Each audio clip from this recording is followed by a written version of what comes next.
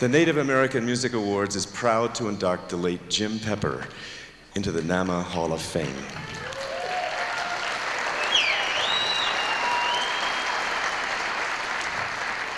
This saxophonist, singer, and composer was a leading innovator and pioneer of jazz rock fusion.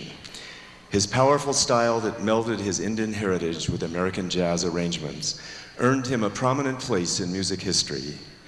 His career included a top 40 hit, 4 full-length recordings, and appearances on over 70 other recordings, national and international performances from New York and Alaska to Europe, Africa, and finally Austria. Jim Pepper will be especially remembered for his commitment to his community and unique method of adapting his own musical compositions into jazz arrangements, something which he said actually go together quite naturally. Let's take a closer look at Jim Pepper as we remember him.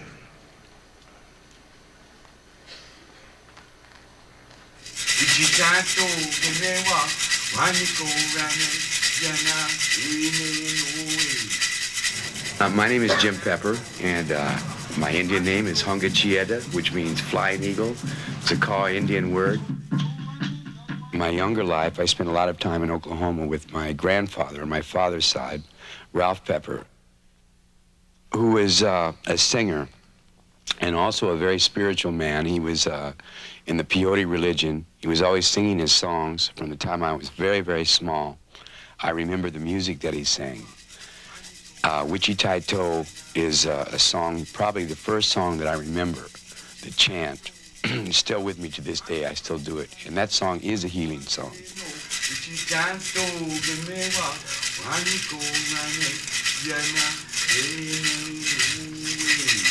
Maybe I was always geared to be a musician, you know, to be expressing myself, trying to get feelings out for other people to feel. It's probably, it comes from all of that, from the dancing, from the music, from my grandfather singing, my father dancing, my mother and my father. I had music around all the time. Maybe I had no choice because it was always there. Jim decided then to go to New York. And it was hard for me to let go, because I sort of seemed to realize that he wasn't going to be my little boy anymore. And he had a real tough existence there for a long time in New York. In 1968, he was still in New York, and he recorded with a group called Free Spirits with Larry Coryell and that group. And they were ahead of their time. They were ahead of their time.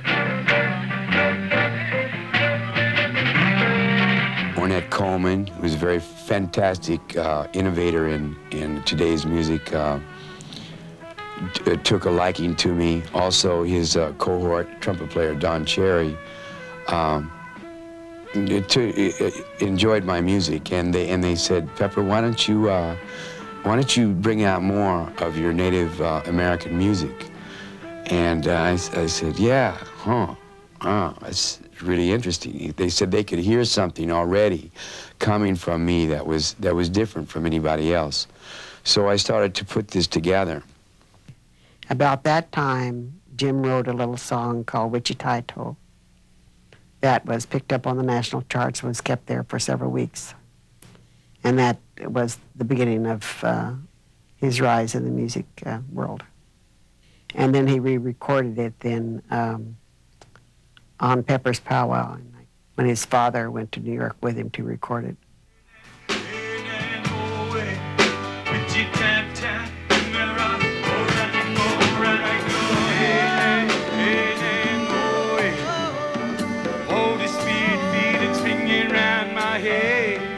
Makes me feel glad that I'm not dead. Wichita, give me right. Hey, hey, hey. How many albums do you have out? I have, of my albums, I have, let's see, now, 1, 2, 3, 4 of mine. But I'm on like 60, 70 albums.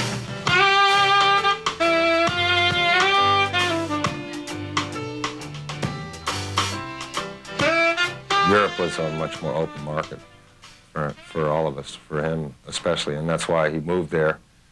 And I think he was on the verge of really hitting, and he got sick.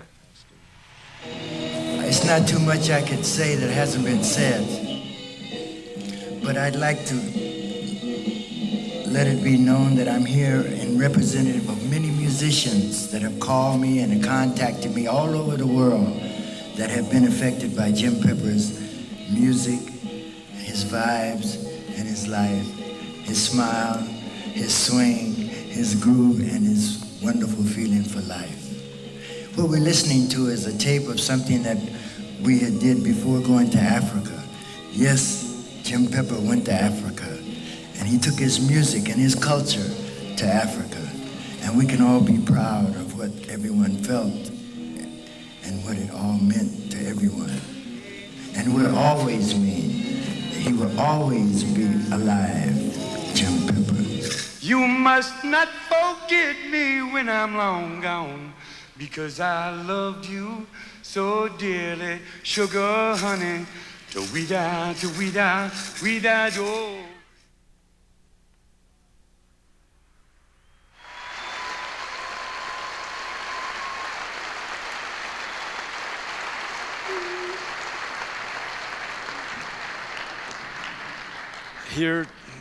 Here to accept Jim Pepper's Hall of Fame induction is his mother, Floy Pepper, and Karen Knight Pepper.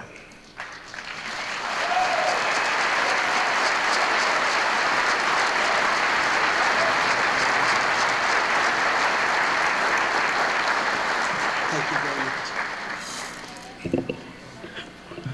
I am Jim Pepper's 83-year-old mother.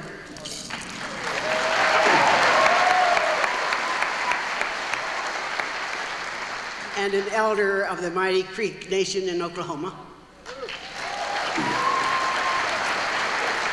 My husband and I were married for 52 and a half years before my husband decided to follow Jim into the other world.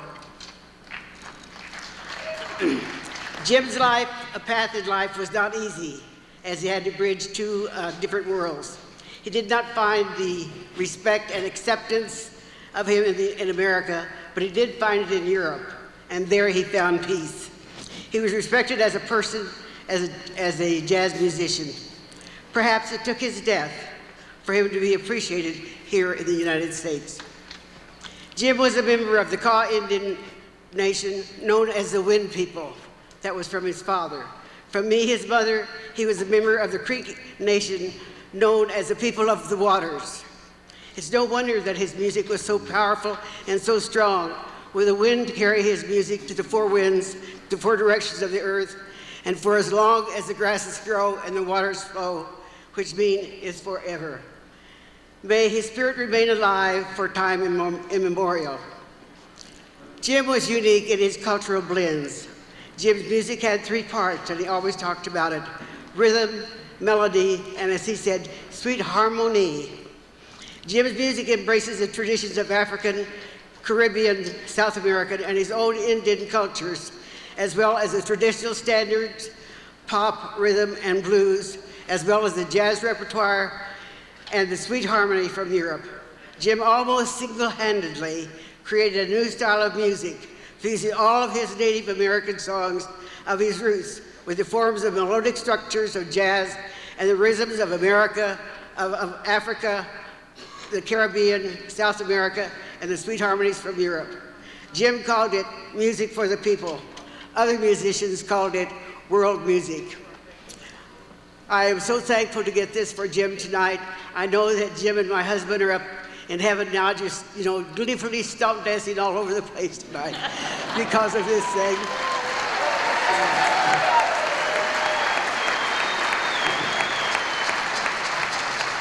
I can't thank NAMA enough for giving him this honor this year 2 years ago, it was with the Fine Arts where he received the Lifetime Achievement of Music, for which I was very pleased. I would also like to thank tonight, besides Emma and Ellen and Donald, I would like to thank Karen, who is Jim's longtime companion, for her singing of his songs all these years, and to Ed Schuler, who's in the band tonight and is still producing Jim's music all over the world. I also had to kiss, Fred Whiteface tonight because he plays such a mean saxophone, reminding me of my son.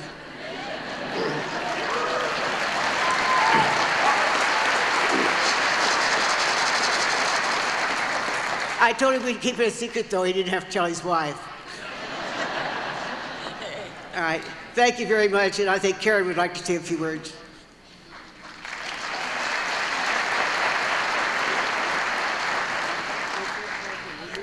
Jim is smiling down on all of us.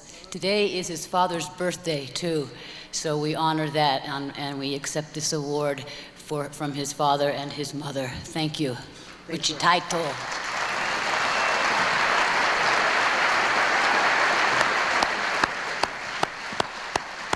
Performing Jim Pepper's classic hit, Wichitaito. Please welcome original band members Karen Knight Pepper, Ed Schuler, and Peter Wyoming Bender, along with special guests John Densmore, Jim Boyd, Paul Winter, Mickey Hart, Bill Miller, Jennifer Warren, Joanne Shenandoah, Frederick Whiteface, and Rita Coolidge.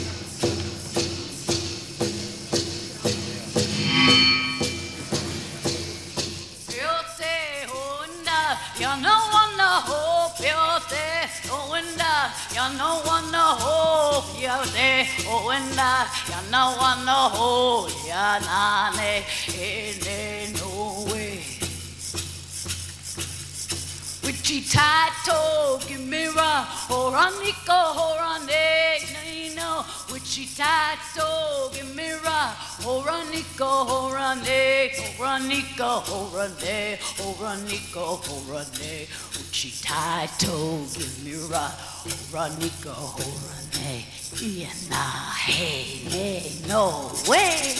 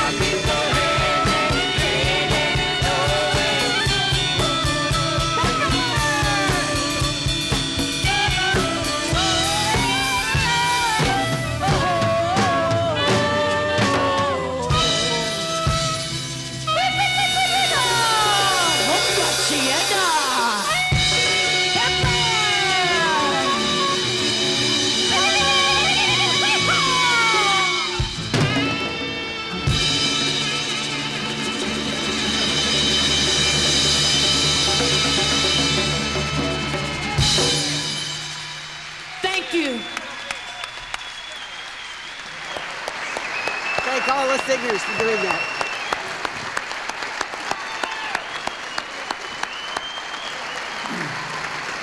Ladies and gentlemen, thank you for your participation tonight. And tonight, before we close, I would like to invite you to remain standing and give a round welcome applause to the producer tonight of the Native American Music Awards, Miss Ellen Bello.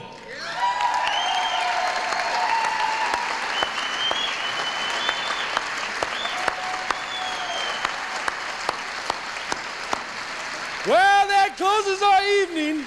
I'd like to take this time personally to thank each and every